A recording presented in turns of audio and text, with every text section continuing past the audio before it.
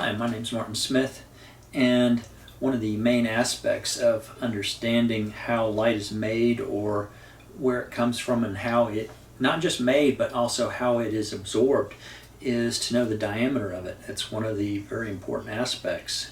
I came up with a formula. I just looked all over for formulas and put something together, and it was a formula for a wave on such as a guitar string.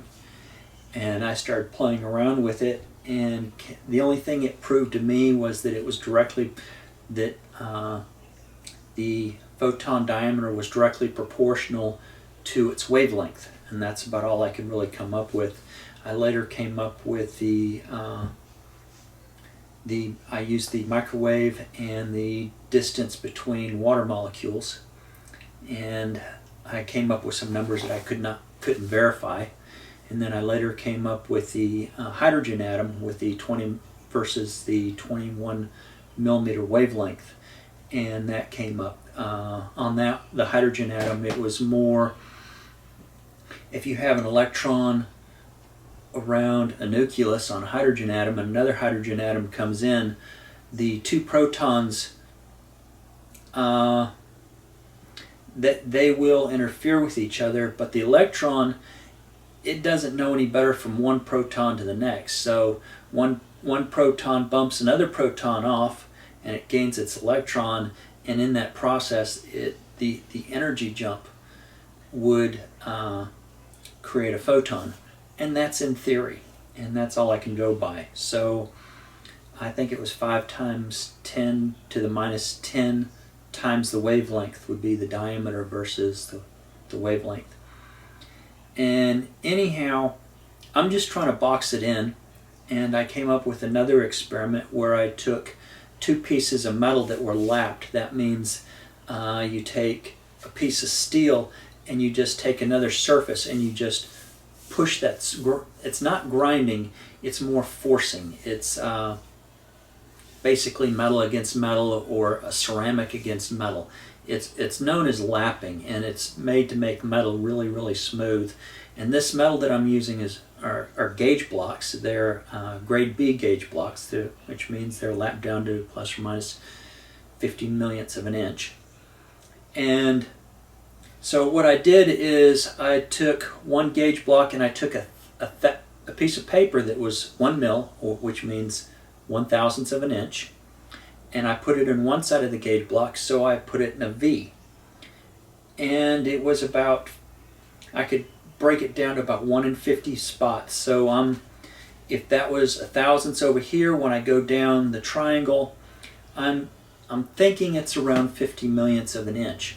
However, even gauge blocks, anytime you have air, there's oil and other things in this air that we really don't realize and don't notice that it's there. So these gauge blocks, even when you touch them with your fingers, a little bit of oil is going to come off your fingers. So it is likely that where I'm seeing this light stop is not necessarily the smallest point, but it could be that the oil is interfering with it. When I put water between that V, in between the gauge blocks, and filled it with water, no light at all came through.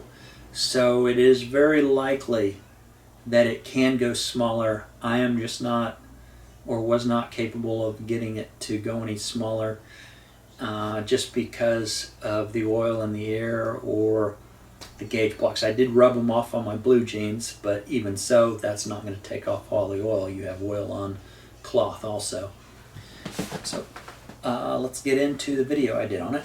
Okay, this thing that looks like a cigarette lighter, this piece of paper right here, with my fingers touching, is 1/1000th of an inch thick, also referred to as mil. The laser is nothing more than a sight laser for a coyote gun. So if we look here, what I'm looking at is how close to the edge can I get this laser to actually show light from. So let's see here.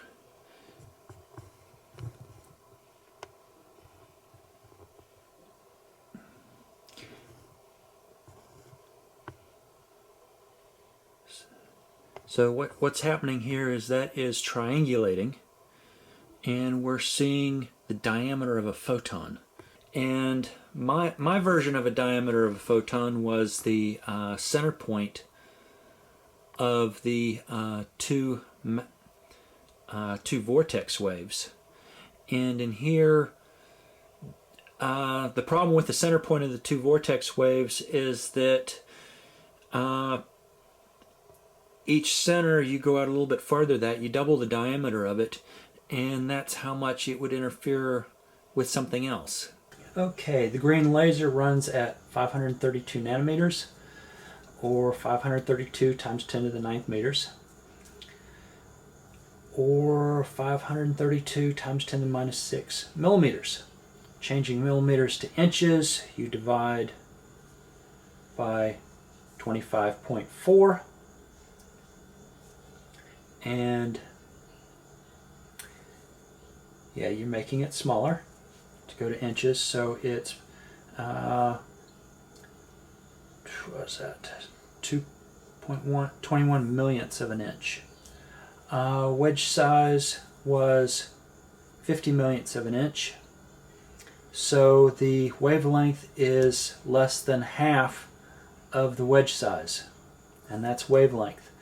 Now the measurements that I got for diameter was 5 times 10 to the minus 10 times the wavelength for the distance between the two centers of your double helix, with a vortex, differently charged vortex wave in each side.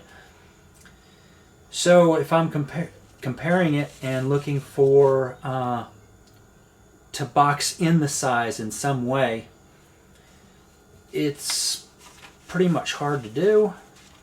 So I'm basically saying I'm getting a whole lot of nothing.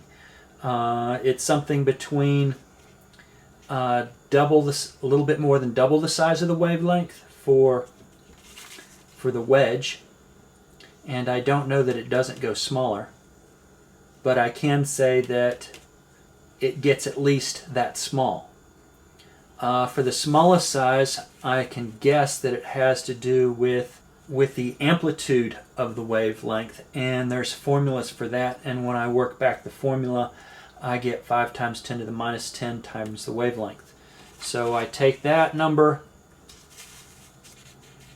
or take the diameter of the double helix, divide it by the wedge diameter, and I'm saying I get 2 times 10 to the minus 10th, or 2 times 10 to the 10th in difference. So this is a huge space between what I got for the helix size. And I was thinking, well, since this helix is interfering, since this charge and this charge are strong enough to hold these things together as it spins, then if you go out twice that distance, that would be its effective size. But according to the wedge experiment, and I'd love to do this wedge with a clean surface, I just don't really know how to get one past 50 millionths of an inch. Soon as you get into 50 millionths of an inch, you know, how much oil you have on a set of micrometers actually affects your measurements. So I just don't know how to go further on that. And so if we have a steel plate here versus the center of a photon, and the photon is going in the same direction as a steel plate, it does give one something to think about. And I'll let you think about it, and I'll see you on the next video.